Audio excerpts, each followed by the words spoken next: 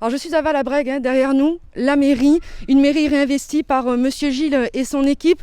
On se souvient en mars 2020, les élections avaient été annulées suite à un recours de Monsieur Fuster. Monsieur Gilles, vous avez réinvesti la mairie là au début de ce mois d'avril. Dans quel état d'esprit êtes-vous? Bon, on est en forme, hein. Il y a 5 mois qu'on était en vacances, je dirais. Et donc maintenant, il faut essayer de rattraper un petit peu du temps perdu. On s'y attelle, on est dans les budgets, voilà. Quelles sont les priorités là aujourd'hui?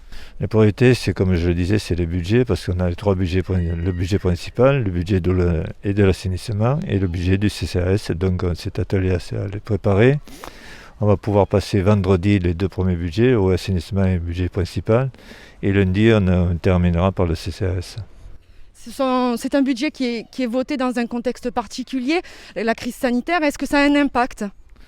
Ça a un impact parce que quand même on est obligé au niveau des écoles de fournir du matériel, au niveau de la mairie aussi, pour les élections. Ça a eu un impact assez conséquent, donc tout ça il faut le prévoir bien sûr. Lundi dernier, lors du dernier conseil communautaire, en date en tout cas, vous avez rejoint votre siège. On le sait, la CCBTA est en train de construire un projet de territoire. D'ailleurs, les habitants sont invités à participer à cette opération.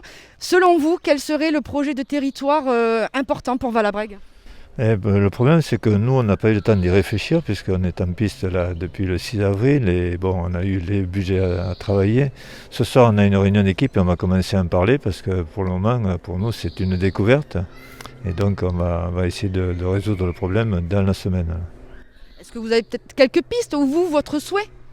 On a des pistes mais enfin après bon, c'est toujours une question financière quand on aborde des projets donc on va quand même y réfléchir avant. On en revient sur la commune, hors budget.